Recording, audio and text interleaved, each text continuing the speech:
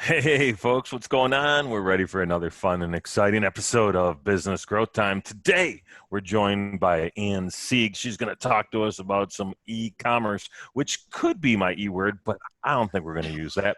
So before we introduce Ann and talk to her for a little while, let me say hello to my good friend, longtime pal, high school not sweetheart at all. I didn't even try. I guess I blew it, maybe. I don't know. Janet E. Johnson, where today the E is going to stand for E-Myth. Do you remember that book, Janet E. Johnson? Did you do that one? The E-Myth? No. Yeah. No, No. Michael Gerber. Oh, I I've can heard see of it. Ann's I nod. have heard of I it. can The see Ann's answer of it. nod. Okay. So the phrase, you got to work on the business and not always in the business, is one of the big things from the E-Myth. So how you doing, Janet? Ah, good. That's a good lesson right there. Yeah. We were just actually discussing that. Yeah.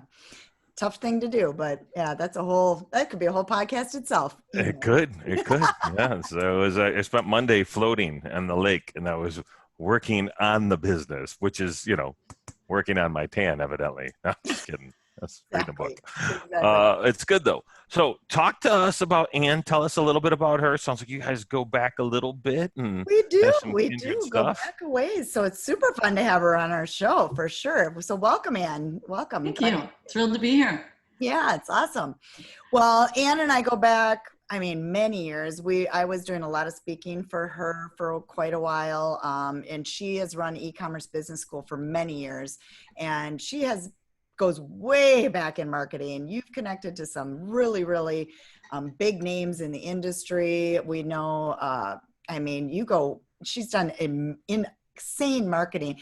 And my first podcast co-host, Terry, before you actually worked for Ann. Yeah, there wasn't before you. It's like, wait, what? Why? So I'm so glad to have you on the show, but I want to have you kind of introduce yourself and kind of even how you started e-commerce business school and all that would be an interesting story to hear. Yeah. Well, I want to emphasize a really important part of my relationship with Janet.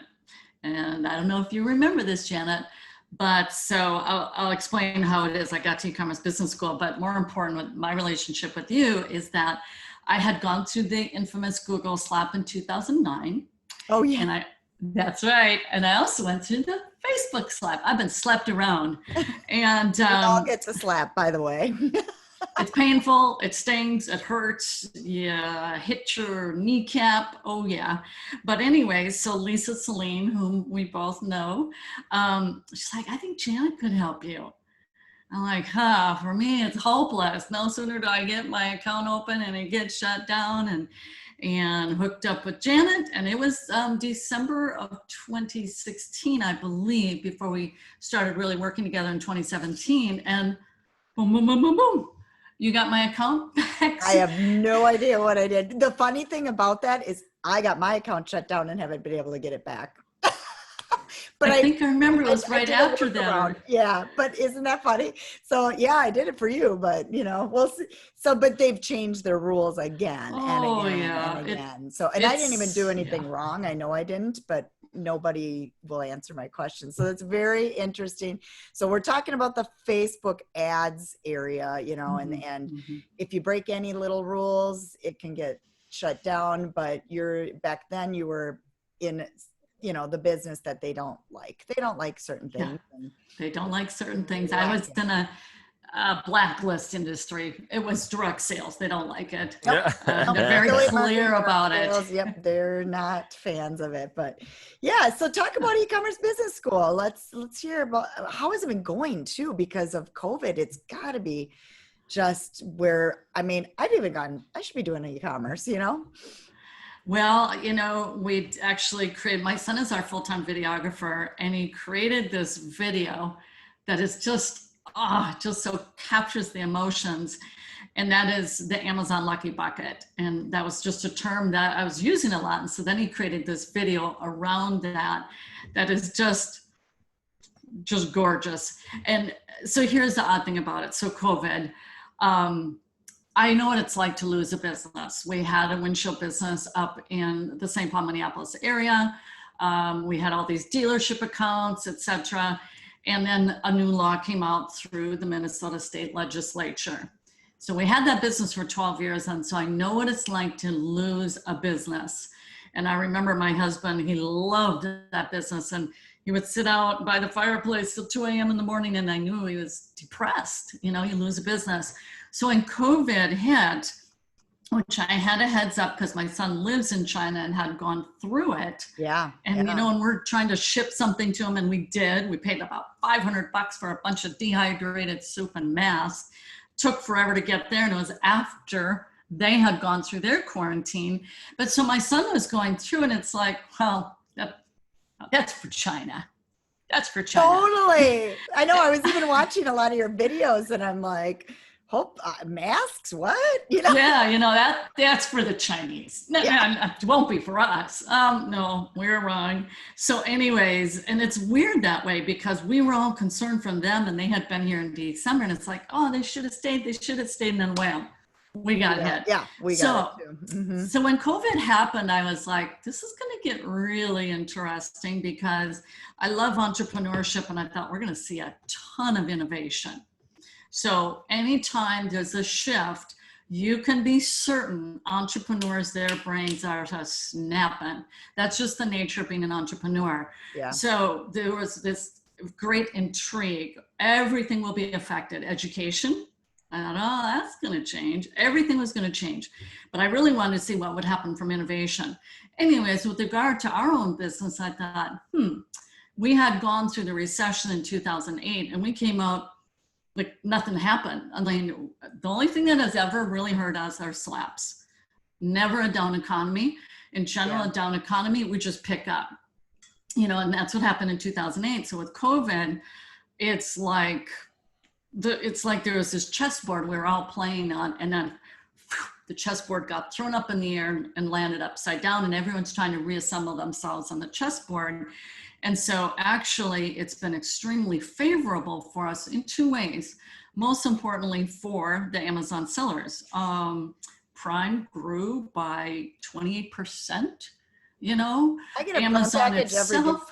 every day. My husband goes, if I don't see a package here, I'm shocked. And I used to not do it before COVID, just FYI. I didn't do one Amazon order before COVID. Serious. So that speaks to the power of it. Mm-hmm. And so my members were like, hallelujah. And it was like Q4. So Q4 is in the online retail space and offline.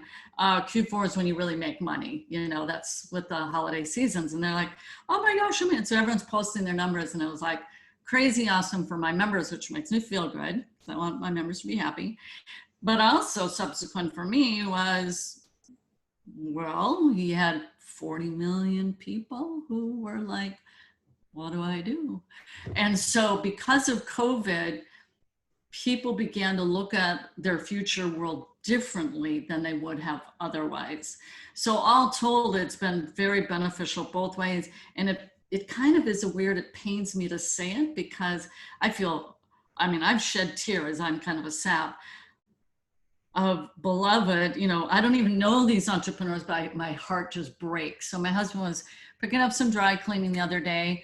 That guy is arrears 6 months in his rent, and he's in his 70s, and he's going out of business. Bad. He said, end of the month, I'm done. And I said, how many other thousands of dry cleaning businesses are done? And that breaks my heart. It really does. Yeah. Yep. I haven't taken a shirt to a dry cleaner, and I think maybe once in 6 months, as opposed to once every 3 weeks. Yeah. And it's not a shirt; it's a stack of shirts and pants But I'm trying to remember if I've been to the dry cleaner this. Well, the local grocery store by us has it in the front area, so they put it. So they're putting those little guys out of business too. But COVID's got to be, Well, no one's getting dressed for work, right? That's I'm like, right. look at, I'm fancy today. I got a collar on. I got dressed up for you people. I'm like thinking about it. It's a whole different world. So it's the fallout is so huge, but all to say, part of me is like, okay, thank you God, I landed in a lucky bucket instead of The windshield one, the metaphor was this big shoe coming down and you could hear the crunch of mom and pop businesses going under. And we were one of them. Yep. And it was kind of a slow death spiral. In that case, it was our advertising. You know, they put in a new advertising restriction and, you know, we used to do, it was called the Clipper through the whole Twin City Metro. And we did that. I know what Clipper is. Yeah. The Clipper. And so anyways, but so e-commerce, I shifted into the fall of 2013, having been online since 2004 is when I, you know, officially, and I was just trying to solve a business problem. I think that's how most people come online. It's just like, this isn't working. And my son said, you need to go online, Mom. So I did. And he, by that time, was studying copywriting and becoming an affiliate marketer. He was just out of high school and he had sponsored me into one of those, you know, MLM and network marketing. And so I was selling a lot of products, but I wasn't getting that duplication thing. And so I'm just like, well, this isn't working out. I've run out of people to talk to. And my son says, go online. And that's when my entire world changed. And so I started to learn and study internet marketing. And I worked in that industry called attraction marketing for up until fall of 2013. And the main problem with that industry is no advertising platform likes us. They don't like us in the local market, and they sure as heck don't like us in the online market. So then we were introduced to e-commerce that fall of 2013, and my boys had an eBay business in junior high and high school. So it's like, oh, sure, we'd done e-commerce. They had done it. I just drove my middle son, who was in junior high. He's like, my eldest son said, Mom, we need 5-star ratings, so make sure you get the shipping in the same day. Okay, you know, he's the eldest, the drill sergeant type. So, and it was selling swords out of our home. Selling what? Swords. We had a lot of swords. Oh, interesting. Yeah, like Lord of the Rings swords and Marine. And so, and then, you know, my youngest son had a friend who was kind of hyperactive, and I'm like, oh, I don't think we have this in the insurance policy. I mean, we had a big storage of swords. So anyways, no one ever got hurt.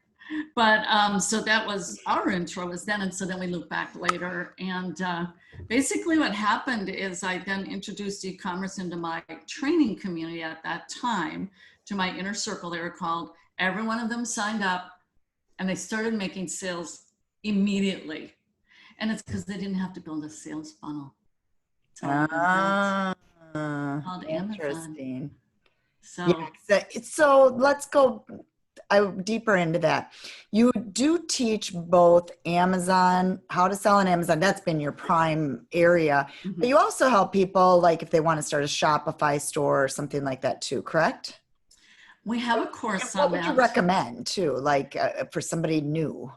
Yes, I'm glad you asked that. We have actually trained everything from arbitrage on up to private label sourcing from China, Shopify. And basically, after 7 years, it's been 7 years, last fall we stepped back and we did an evaluation. And we're like, you know, we're noticing as we look out over the industry, most kind of hang their hat on their one main sourcing method, whether it's print on demand, which we also have a course for that, or it's private label, or she's the wholesale queen and this, that, and the other thing.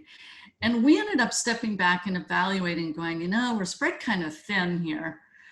Where do we really shine? And where is the best place to start someone?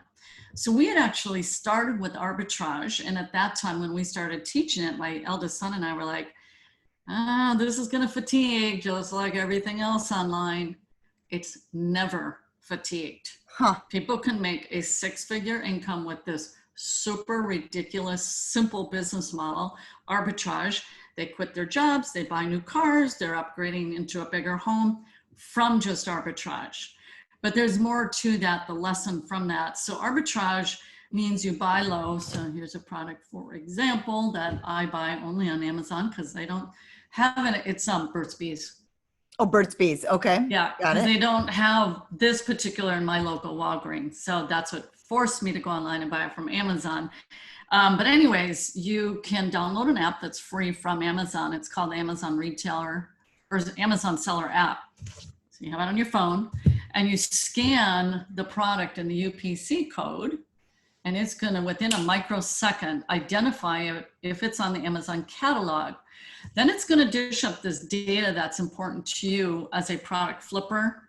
So, you know, people flip houses, which is far more risky. You know, the market can shift and change. With this, you're just flipping products from one market to another. So you can go to Walmart, which I've done many times. And I bring my phone and I start scanning, and it's going to dish up these data points. And it's who has the most relevant data points and knows how to interpret them that can make the smartest investment decisions. So yeah, you come off like you're a shopper. In reality, you're as much an investor as someone is into crypto and precious metals and houses and everything else. So you invest in this product with a game plan. I'm going to flip and sell it for a profit on Amazon. So this is not profitable to source locally and flip on Amazon. I know that for a fact. Yeah, no, that would make sense. Yeah. Yeah, not this one, but there's plenty that you can buy, and you know it by the data, so you mitigate the risk. And this is really the big global takeaway, if you will. The further down the pipeline you go in more advanced sourcing methods, the greater the risk, and hence the greater the ability to fail. The likelihood of failure widens as the risk factor deepens, right? So you have Shopify. Well, I hope you know how to generate leads and convert them into sales. Whoops. Oh, what's that you say? Oh, it's easy. It's a cakewalk. No, it's not. It's not a cakewalk. Whereas when you start with Amazon, they've done all the sales and marketing. They have the customers with credit card and file. If you're Prime, you have a credit card on file in there. But anyways, with arbitrage, you're swimming where the fish are flowing. If you do private label, that process can take up to 9 months to all your research, identify it. I've looked at the competition, etc. And there's programs that teach straight out of the gate, you're going to source from China. Well, whoops, those ice cubes, silicone ice cube trays arrive 9 months later.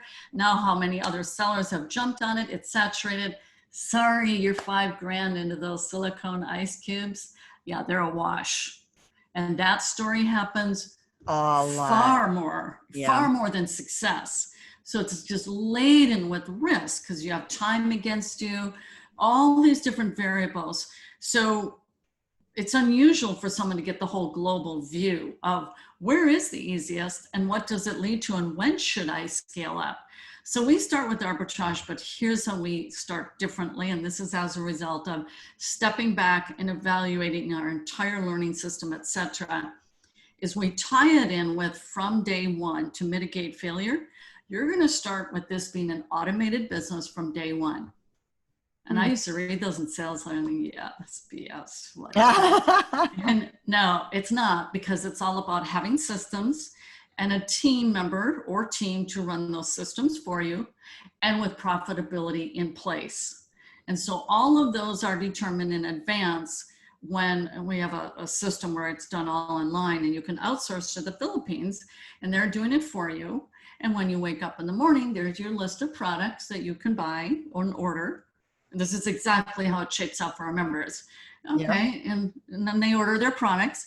Oh, what's that you say? You don't want to actually touch products though as an FBA seller? No problem. You order and have them go to a prep center, Amazon prep center, and they'll ship it in for you. Oh, what's that you say? You're concerned about what that risk will do and bring down your profit? That's actually calculated in the spreadsheet that we've designed for them. So it's removing all the gotchas, and it's also from day one setting it up. It's not like you're automatically automated, but in 90 days it can be. And so that's what makes it different, is we're not just teaching yet another sourcing method, because you can go out there and you'll find a whole bunch. Wholesale, private label, liquidation, print on demand, source from China, Shopify. This is a whole slew. Okay. How does a new person even know where's the best place for me to start and what's going to be the end outcome? So we start with the easiest, but we set it up so that inevitably we find with member XYZ, her mom is sick, she's not able to work her business right now, she's on hold. This happened to her son. we don't want them stopping a beat in their business. That's why they need a team member, and it can be profitable. So we approach it from the high level. We start with E-Myth right out of the gate. E-Myth. You know? So I like how you incorporated the E word. There you go. that's it. That's great though. I mean, that makes a lot of sense. So interesting thing, so my hairdresser, the guy that does my hair, has decided to start a business of selling purses from Italy. He sources himself. They're very expensive. They're high. He'll be selling them for about $200 to $300. But he's straight up going for the website, Shopify, bought 600,000 purses. I'm like, dude, do you have any idea what you're doing? Yikes. Wow. So start in the middle, eh? Is that the advice I there? kept saying, are you going to try Amazon? Are you going to, and no, he wants to straight up build a website. And then he goes to me, he goes, well, yeah, I'm expecting you to bring all the leads to me, because I'm like, well, you better have a lot of money for Facebook ads, I mean. You better know your metrics. And I want to speak to that because we hear great. that. Yeah, I think this is a good one. Here's kind of the fatal flaw in that model. Oh, this would be so cool. And I can see it now. And my store, and he cannot relate to it because he has his business that he's run and he gets that. And I hear it and they have this concept and there's kind of this, it's going to be wonderful. And they're infatuated. But where are the raw numbers? Do you know your competition? High-end purses? Well, that body of people are buying those right now. It's going down a mite. And they're not spending as much money to look good outdoors and this and that because they're not traveling as much. So, but that was just the COVID hit you on the back end with that one. But yep. I've seen it over and over and over again. They get this idea, and I'm bringing home a little bit. God bless him. My dad, he's 91. He lives in Minnesota. He's alive. He's an inventor. And I just say this so respectfully because I'm a marketer. My dad's in love with this idea. Mm-hmm. He's in love with this idea. He doesn't have the foundational understandings, but he's got this idea. And there's a lot of idea people out there. And so at the Shopify, in fact, I have he's from a well-known investment company. I can't think, Merrill Lynch. And my wife and her girlfriend, they want to start a t-shirt business and they've got all these ideas. Yeah, you used the word correctly, ideas. And I mean it really respectfully because I don't want to pour water on someone's parade. Yep. But the problem is, do you know this space at all? Do you have any experience? And they saw someone else and they go, we could do that too. And so it's that they have this idea and notion, but why not learn some basics and fundamentals first that is on someone else's dime, namely Amazon. They did all the marketing. They have the customers. Yeah. So I'll paint this a little more realistically now. So there is a model called print on demand. Mm-hmm. And the benefit of print on demand is you don't invest into the product first. You put up a listing. And when someone says, I love that t-shirt, that's such a cute saying, I just love that, that t-shirt, and they buy it.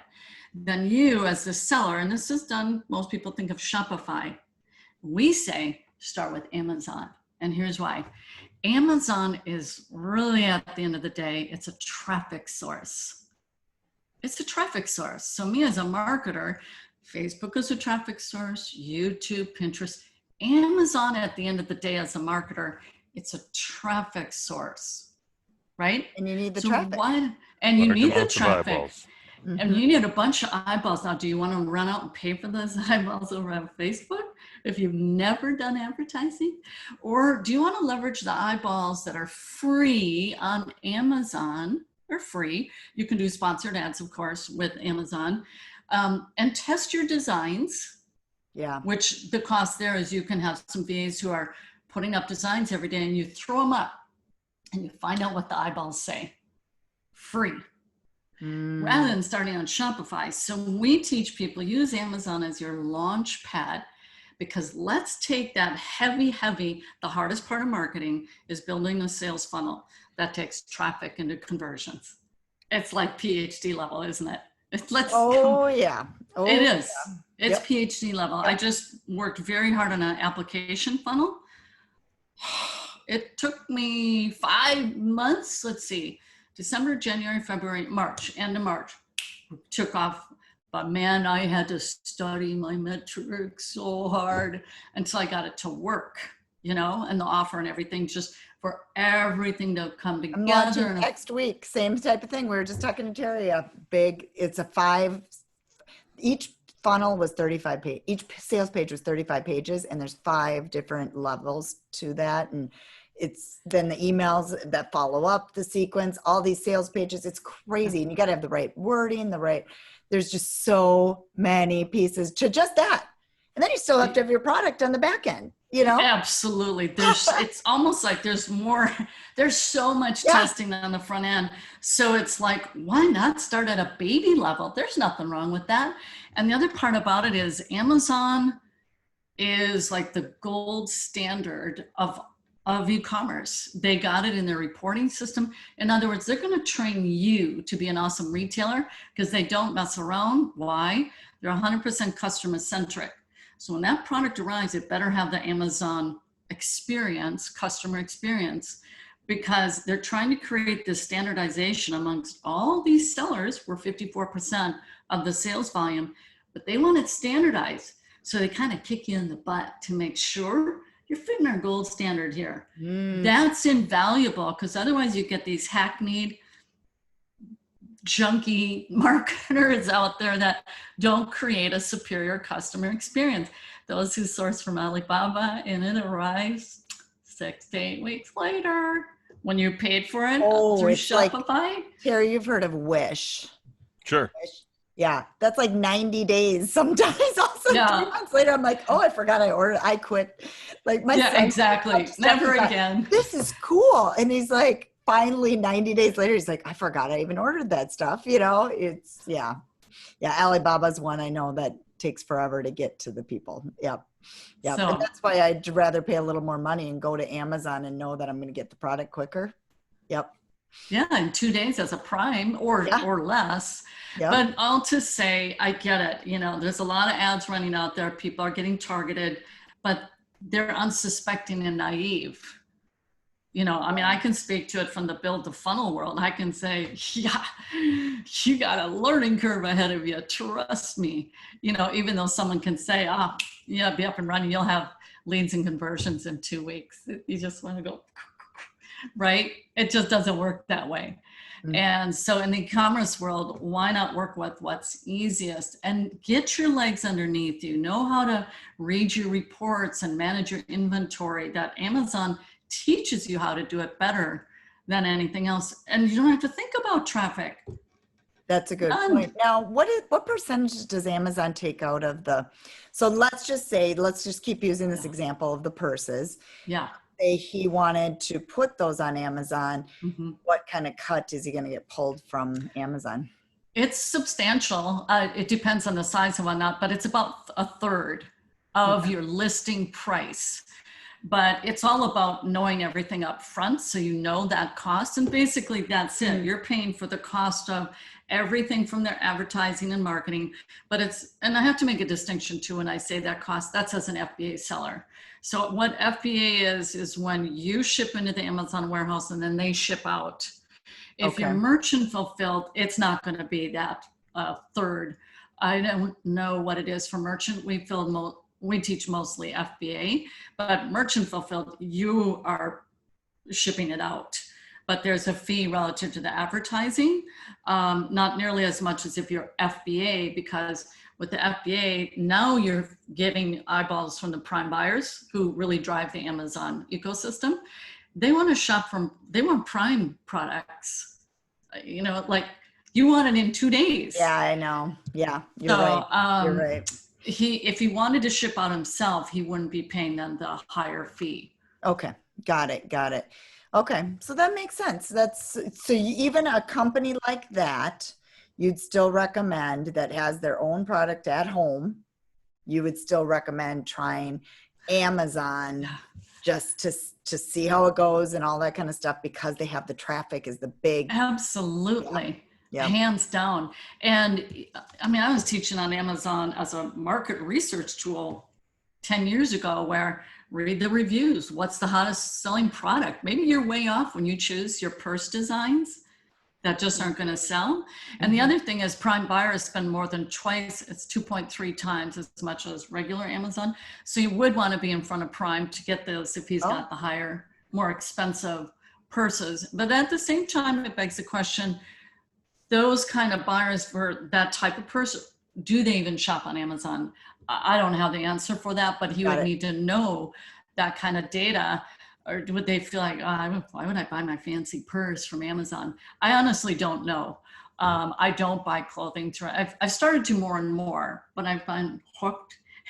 I buy almost all my clothes online, and I've been hooked with a company for about 10 years. And you know how that is, it's hard to shift.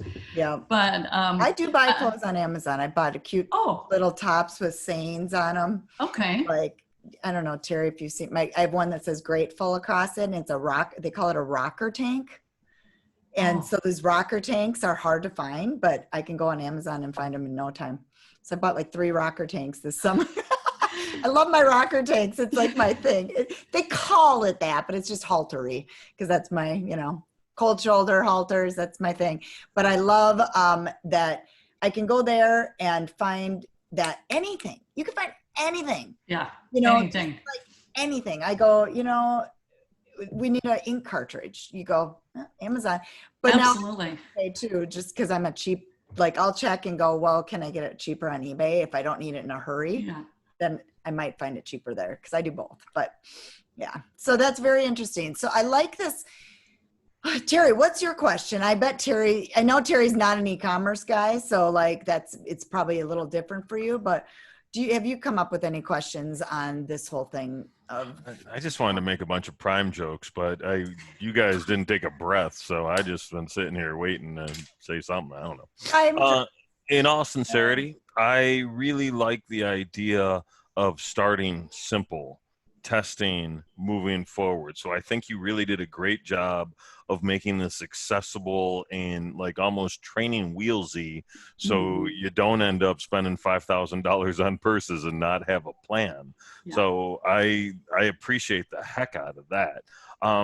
You mentioned earlier that the risk gets wider, right? Does the profitability grow exponentially as the risk gets wider too?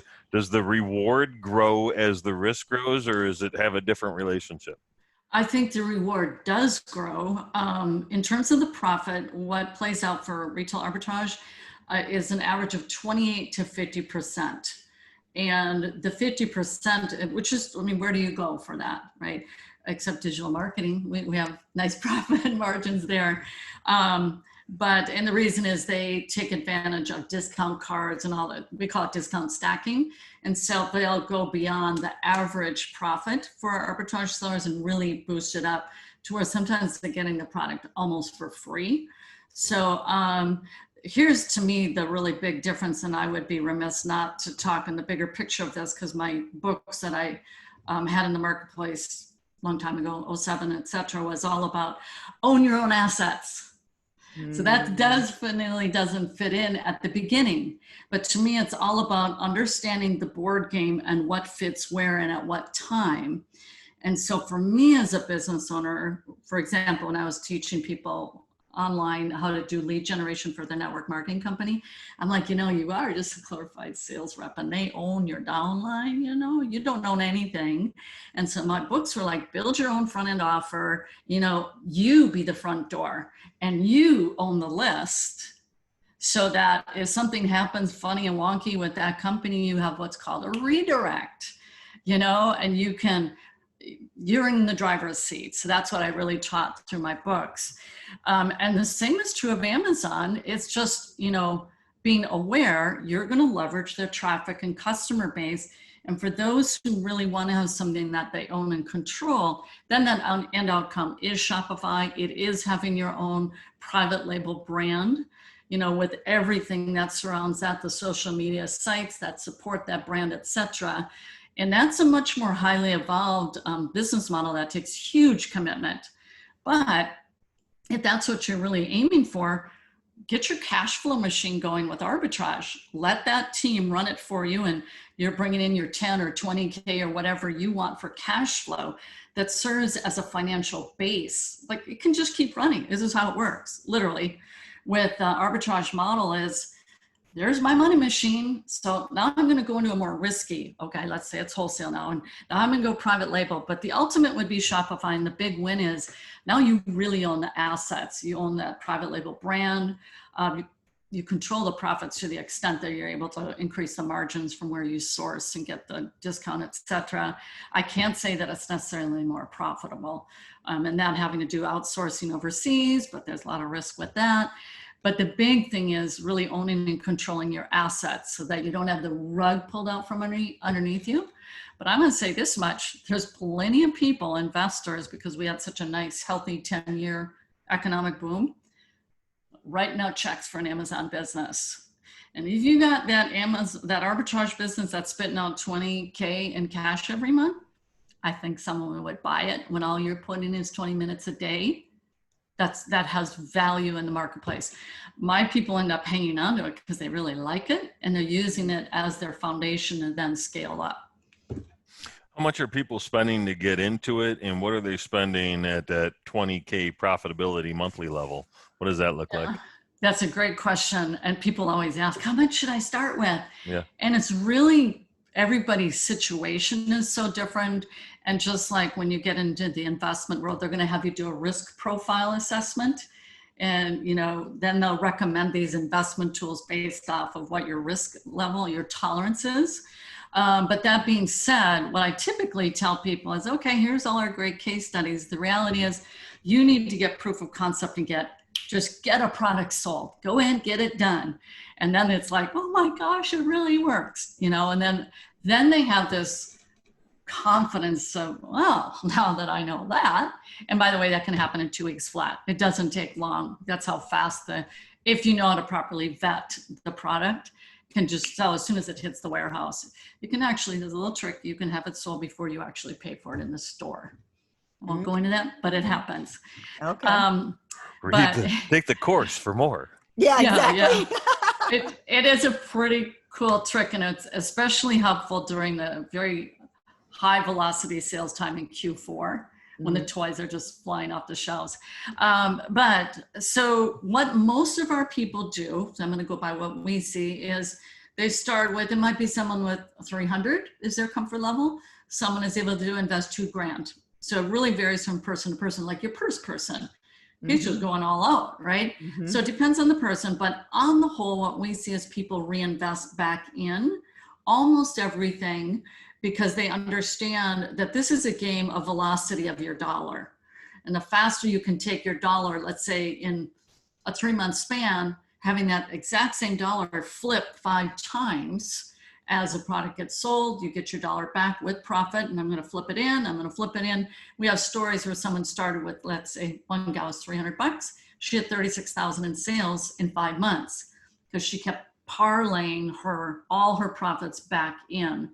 So, and then at a point they go, you know what, I'm going to start taking some and keep some. We actually have a spreadsheet where it's called our profit calculator, and they can play with all these numbers. That's cool. Yeah. That's very cool. That's awesome. Wow. Well, I think we should talk about your program and to tell people where they can find out more, because to try to do this on your own is, I have not delved in the world of e-commerce too deeply. I did back in the day, but I just am too busy with what I'm doing now. But the bottom line is it's a great, look at right now where the world is. And I think there's a lot of people that want to look at it, but just to jump on your own is just not smart. Let's put it that way. Not a smart move. So, Ann, I know you've been doing this for years, and obviously so tell us where they can find you, where they can find out more about the program. Just go to ecommercebusinessschool.com, or the short URL is joinebs.com. It just takes you to our homepage. You're going to see case studies. It's where I also talk about the 3 pillars of e-commerce success. And then up at the right, there's a blue button that says free training, and they'll get an overview, a more distilled down overview of what I've been talking about here, specifically with the arbitrage method, and then how it is that in 90 days, you can have a profitable automated e-commerce business in a 90-day sprint. Very good. And then one thing they could do, that's probably right there, what they could do in the next 24 hours is just go download the free and go through that so that they can get a more of an understanding. Yeah. Kind of covered it basically. Terry, any last thoughts from you? No, I think this is really interesting. I think it sounds like a kind of a cool way for people to have that secondary income, that second source. And it sounds like if they do it well, it can become a primary source. And then I heard 20 minutes a day and I was like, I like to work 20 minutes a day. That sounds fun. It's really true. It's really true. It's when the mastery is in having that team who does the work for you. And it can grow very rapidly. We have members who now have 2 or 3 VAs. The one has added another component into our business. And it's really fun to see the development. I just want to add in too, I tell people, bring your kids in. My kids were learning business when I was raising them. That's what I've thought of too. Mm-hmm. They're smart. She's now on our staff. Her daughter was 9 when she came into our community. Well, her daughter at age 13 can run the entire Amazon business. And I love anything that teaches kids, entrepreneurship. Let them grow up with that. Don't wait till it's theoretical in college and you pay a fortune. Do it with boots to the ground, I say. Love it. Great advice. And now all of a sudden they can make a decision based on what they want to do as opposed to what society tells them to. I like that a lot. Mm-hmm. Exactly. Awesome. Well, you can find all of our past episodes at businessgrowthtime.com/podcast. And then we also have a Facebook group, businessgrowthtime.xyz. We'd love a review on iTunes if you like what you heard. And Ann, look her up, Ann Sieg. It's Sieg, correct? Where's the best place if they wanted to reach out to you anywhere? Where are you found the most? Probably Facebook or LinkedIn, either one. Okay. From reaching out to me personally. For the school, I have my little mug. It's e-commerce business school. Perfect. But for me, otherwise it's Facebook. Although the challenge is then they can end up in the other bucket, that. Totally. Yep. So your best off just going to the website and I'm sure you have a reach out there and you might get a hold of Lisa Celine, my past podcast. So there you go. Awesome. Well, thank you so much, Ann, for being on the show. This was really, really good information. It makes me want to jump into e-commerce, doesn't it, Terry? For sure. Yeah. She made it sound super easy too. I know. The course does an even better job of that. Well done. Awesome. Thanks a lot. All right. Did I